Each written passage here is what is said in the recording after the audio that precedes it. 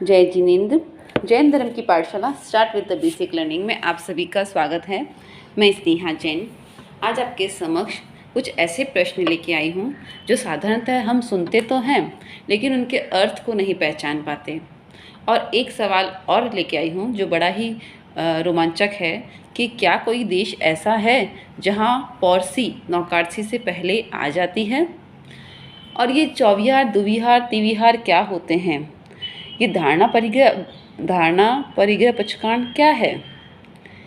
इन सभी के प्रश्नों के उत्तर, ये पाणस्य क्या है, पाणहार क्या है, इन सभी प्रश्नों के उत्तर लेके आई हूँ। तो चलिए आज का वीडियो शुरू करते हैं। सबसे पहले मैं अपने उस प्रश्न का उत्तर देती हूँ कि क्या कोई देश ऐसा है जहाँ पॉरसी नौकार्सी से पहले आ जाती है? तो हाँ, साउथ को नॉर्वे एक ऐसी जगह है जहाँ सर्दियों के समय दिन का समय 2 घंटे ही रह जाता है। शास्त्रानुसार पॉरसी 48 मिनट में आती है, नौकार्सी 48 मिनट में आती है और पॉरसी का समय दिन के 4 पहर में से 1 पहर माना जाता है। 2 घंटे का दिन होने के कारण उसे हम 4 से डिवाइड करते हैं तो दिन यहाँ 30 मिनट ही रह जाता है। दिन का 1 पहर यहाँ 30 मिनट का रह जाता है और नौकार्सी तो 48 मिनट के बाद आएगी। तो इस तरह से पॉरसी नौकार्सी से 18 मिनट पहले ही आ जाती है। पर वहाँ का क्लाइमेट हमारे मानव जीवन के लिए अनुकूल नहीं होने के कारण वहाँ की जनसंख्या बहुत ही कम है। चलिए अब हम आगे बढ़ते हैं। आगे है चौविहार किसे कहते हैं। चौविहार के अंदर हमने जैसे कि पहले पढ़ा है कि हम 4 प्रकार के आहारों का त्याग करते हैं रात्रि भोजन सूर्य अस्त होने से पहले। वो 4 प्रकार के आहार कौन से हैं? असम, पान, खादिन और स्वादिन। इन चारों प्रकार के आहारों का विस्तार से वर्णन मैंने अपने पुराने वीडियो नौकार्सी का अर्थ में बताया हुआ है। तो यदि सूर्यास्त से पहले हम इन चारों प्रकार के आहारों का त्याग कर देते हैं तो हम चौविहार का पचकांड ले सकते हैं। 4 प्रकार के आहारों को त्याग करना सूर्यास्त से पहले तो चौविहार का पचकांड लिया जा सकता है। इस पचकांड को और भी शुद्ध तरीके से लेने के लिए यदि हम सूर्यास्त से 48 मिनट पहले ही सब चीज़ों को त्याग करके पचकांड लेते हैं, 4 प्रकार के आहार का त्याग करके पचकांड लेते हैं तो उसे पूर्ण शुद्ध पचकांड कहा जाता है। चौविहार का पूर्ण शुद्ध पचकांड। अब तिविहार पचकांड क्या होता है? तिविहार पचकांड के अंतर्गत हम पानी की छूट रखते हैं, यानी कि सूर्यास्त होने के बाद हम सिर्फ पानी ही पिएंगे, कुछ भी खाएंगे नहीं, तो हम तिविहार का पचकांड ले सकते हैं। और यदि दुविहार का पचकांड क्या है? तो यदि हमें कोई कारणवश कोई दवाई लेने की आवश्यकता हो रही है तो हम सूर्यास्त के बाद पानी और दवाई ये 2 चीज़ की ही छूट रखते हैं तो हम दुविहार का पचकांड ले सकते हैं। पर यहाँ एक बात का विशेष ध्यान रहे, हम यहाँ पे त्याग की प्रवृत्ति अपना रहे हैं। तो इसका मतलब ये नहीं है चलो दवाई तो ले ही रहे हैं, साथ में 1 गिलास दूध भी पी लेते हैं, स्वास्थ्य अच्छा रहेगा। जी नहीं, आपने सिर्फ दवाई की छूट ली है और पानी की छूट ली है दुविहार पचकांड के अंदर। तो कारण विशेष, क्योंकि आपके शरीर उस चीज़ के बिना नहीं चल पा रहा है, इस कारण विशेष आपने दुविहार के पचकांड लिए हैं तो दुविहार के पचकांड में सिर्फ दवाई की ही छूट रखी गई है। मेरे मन में मैंने एम्बिल करने का सोचा और मेरे मन में भावना आई कि मैं उपवास कर लूँ, तो क्या मैं एम्बिल के पचकांड के बाद उपवास का पचकांड ले सकती हूँ? तो क्या मुझे उपवास का फल मिलेगा? तो इसका उत्तर है कोई भी पचकांड हो, वो पचकांड सूर्य उदय से पहले लिया जाता है। मान लीजिए आपके शहर में सूर्य उदय 6 बजे होता है तो पचकांड आप 5:30 बजे ही ले लीजिए। अब आपने पचकांड एम्बिल का लिया और नौकार्सी आई तब तक आपने कुछ नहीं खाया, नौकार्सी आई तब तक आपने कुछ भी नहीं पिया और नौकार्सी आने से पहले ही, कुछ भी पीने से पहले ही आपके मन में भावना हुई कि आप उपवास करना चाहते हैं।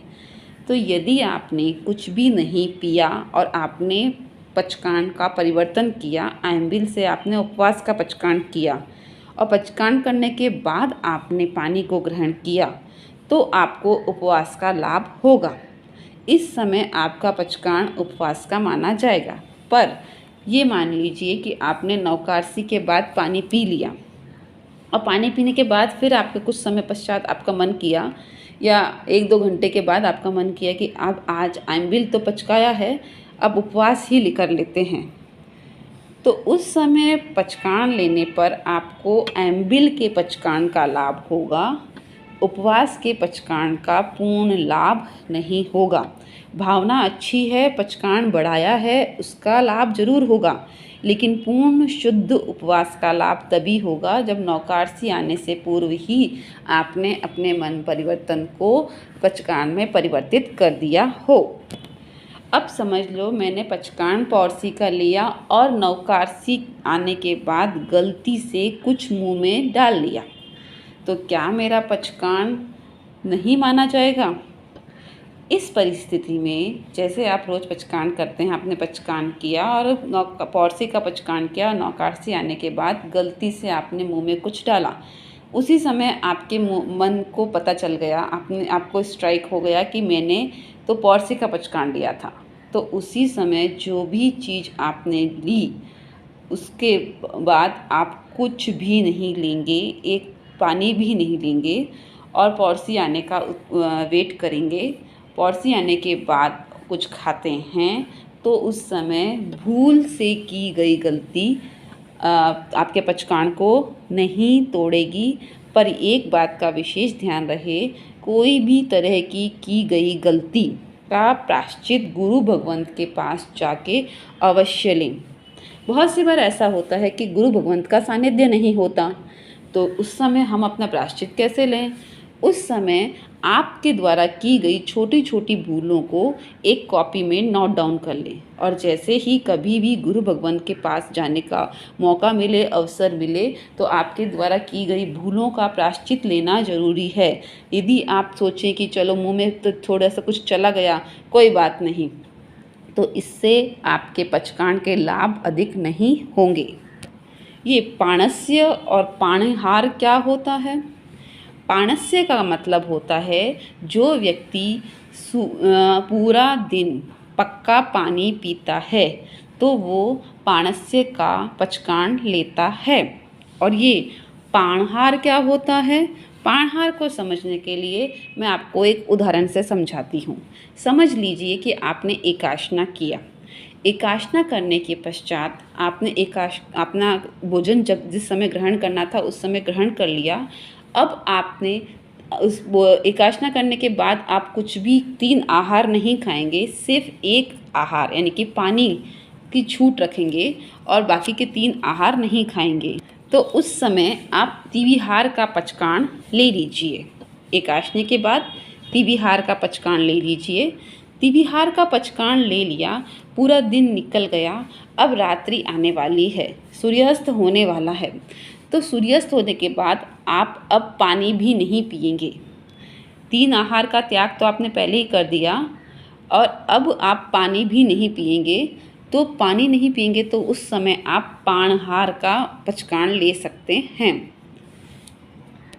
पाणहार का पचकांड कैसे लिया जाता है? पाणहार के पचकांड के लिए बोला जाता है पाणहार दिवसचर्यम पचक्काई, यदि हम किसी और को पचकाते हैं तो, और स्वयं अगर लेते हैं तो पचक्खामी असणम अणथणा भोगेणम सहसा गारिणम महतरा गारिणम सह समाही वतिया गारिणम वोसिराई, यदि किसी और को देते हैं और स्वयं लेते हैं तो वोसिरा मी। अब समझ लीजिए आपने व्यासना किया, तो व्यासने में मैं और कौन कौन से पचकांड ले सकती हूँ? देखिए, आपने व्यासना किया, पहला सुबह एक बार व्यासना कर लिया।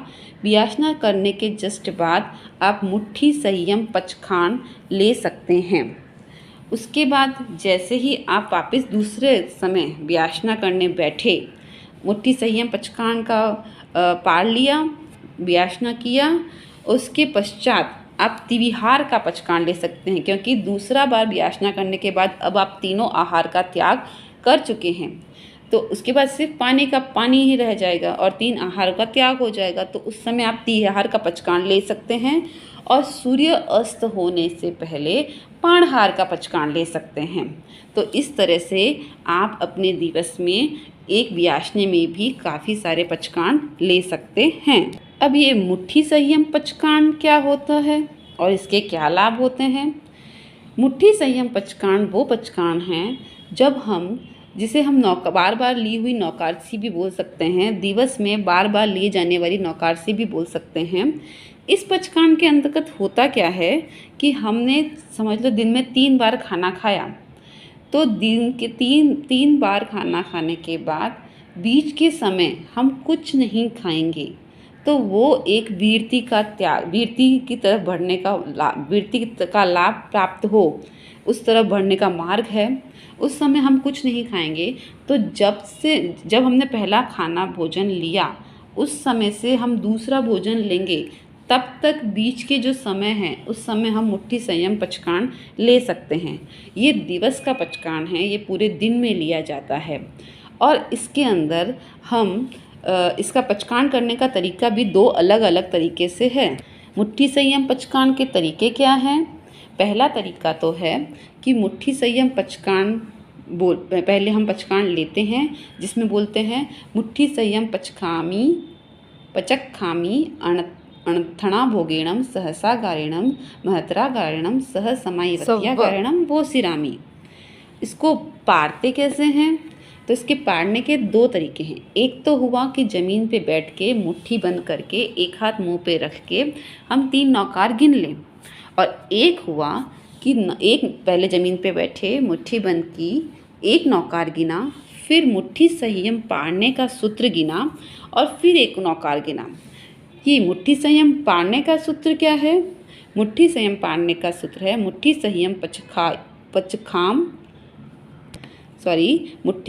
पचखाण फासियम पालियम सोहियम तिहियम किठियम आराहियम जम्य न आराहियम तस्समिच्छामि दुक्कडम। जिसको पहला पचकान जिसको ये पचकान याद आ जाए वो ठीक है, और नहीं तो 3 नौकार गिन के आप पचकान पाड़ सकते हैं। ये धारणा अभिग्रह पचकान क्या होता है? वास्तविकता में धारणा अभिग्रह पचकान वह पचकान है जिसमें हम अपने मन में किसी भी चीज़ के प्रति त्याग कर सकते हैं। समझ लो मुझे 10 ड्रेस से ज़्यादा ड्रेस नहीं रखनी है, या मैं 1 साल तक कोई भी ये वस्तु नहीं खाऊंगा, या और भी कोई चीज़ जिसका कि हमें मन में लगता है कि अब ये वस्तु हमारे लिए इतनी उपयोगी नहीं है, हम इसका त्याग कर सकते हैं, तो उसे बोलते हैं धारणा अभिग्रह पचकान। धारणा अभिग्रह पचकान रात को भी लिया जा सकता है। मुट्ठी संयम पचकान दिवस पचकान है, लेकिन धारणा अभिग्रह पचकान रात को लिया जा सकता है। ये धारणा अभिग्रह पचकान रात को कैसे लेते हैं? बहुत सी बार बहुत से जन चौविहार, दुविहार, तिविहार नहीं करते हैं, लेकिन मन में त्याग की भावना और वीरति की भावना रहती है। उनके मन में ऐसा लगता है कि हम ऐसा कुछ पचकान करें जिससे कि हमारा जीवन सफल हो। तो उन लोगों के लिए हमारे शास्त्रों में धारणा अभिग्रह पचकान रखा गया है। समझ लीजिए रात को आप खाना खाते हैं और रात को 8 बजे तक आपने खाना खाया, उसके पश्चात आपने कुछ भी नहीं खाया और कुछ भी नहीं पिया, तो आप उसी तरह समय धारणा अभिग्रह पचकान ले लीजिए, और उस समय वो धारणा अभिग्रह पचकान दूसरे दिन सूर्य उदय तक होता है। कि धारणा अभिग्रह पचकान लेते कैसे हैं? धारणा अभिग्रह पचकान लेने के लिए बोला जाता है अरिहंते सिक्खियम सिद्ध सिक्खियम साहु सिक्खियम धारणा अभिग्रह पचक्खामी अणथणा भोगेणम सहसा गारेणम महतरा गारेणम सव्व समाही वतिया गारेणम। क्या प्रतिक्रमण करते समय करने वाले को कोई भी तरह का पचकान लेने की आवश्यकता होती है, या वह बिना पचकान के भी प्रतिक्रमण कर सकता है? प्रतिक्रमण करने वाले को चौविहार, तिविहार या दुविहार इनमें से किसी भी एक का पचकान लेना ज़रूरी होता है। यदि वो चौविहार का पचकान लेता है तो सूर्य अस्त होने से 48 मिनट पहले यदि पानी छोड़ देता है और चौविहार का पचकाण लेते हैं तो यह पूर्ण शुद्ध चौविहार पचकाण माना जाता है। यदि वो तिविहार का पचकाण भी लेते हैं तो एक बात का विशेष ध्यान रहे कि सूर्यास्त के बाद, सूर्यास्त से पहले उन्होंने जो पानी पिया या खाना पीना कर लिया वो हो गया, उसके बाद सूर्य अस्त से प्रतिक्रमण करने तक के समय में इस बीच वह कुछ भी, किसी भी तरह का पानी न पिए। प्रतिक्रमण करने के बाद वो पानी ले सकते हैं। तिविहार के पचकाण के बाद कितनी बार भी पानी पिया जा सकता है, लेकिन रात को 12 बजे तक उसके बाद पानी नहीं पिया जाता है। और प्रतिक्रमण और सूर्य अस्त के बीच के समय में भी पानी न पिए तो उसे शुद्ध तिविहार का पचकाण माना जाता है। दुविहार का पचकाण के अंतर्गत भी रात्रि को सिर्फ पानी और दवा की ही छूट होती है। यहाँ ऐसा नहीं कि चलिए एक गिलास दूध भी पी लेते हैं, जब अपने दवाई तो ले ली तो एक गिलास दूध भी पी लेते हैं, तो ऐसा नहीं होता है। सिर्फ दवाई की छूट होती है और पानी की छूट होती है। यदि हम चौविहार का पचकाण लेते हैं तो सवेरे नौकारसी के बाद पाणस्य का पचकाण लिया जा सकता है यदि पूरे दिन पक्का पानी पीते हैं तो। और यदि हम तिविहार का पचकाण लेते हैं तो सुबह नौकारसी के साथ साथ धारणा परिग्रह पचकाण लिया जाता है, वहाँ पाणस्य का पचकाण नहीं लिया जाता है। मैंने पक्के पानी का पचकाण लिया और गलती से कोई चटनी बनाई और वो चख ली, क्योंकि वो चटनी कच्चे पानी की बनी हुई थी, तो क्या मेरे पचकाण पूर्ण नहीं माने जाएंगे? इस परिस्थिति में शास्त्रों में लिखा गया है, यदि वह चटनी 48 मिनट के बाद आपने चखी है तो वह पक्के पानी, तो उससे आपका पचकाण नहीं टूटेगा। पचकाण में बोले जाने वाले आकार यदि न बोलें तो क्या पचकाण पूर्ण माना जाता है? नहीं, ये आकार हमारे शास्त्रों में कुछ परिस्थितियों को ध्यान में रखते हुए बोले गए हैं, लिखे गए हैं, तो अतः इन पचकाण में इन आकारों को बोलना जरूरी है। धन्यवाद। मुझे आशा है कि मैंने अपनी इस वीडियो में पचकाण को लेके हमारे मन में उठने वाले प्रश्नों को पूर्ण किया। इसके अलावा भी यदि आपके मन में कोई प्रश्न है तो आप ज़रूर मुझे कमेंट बॉक्स में लिखिए।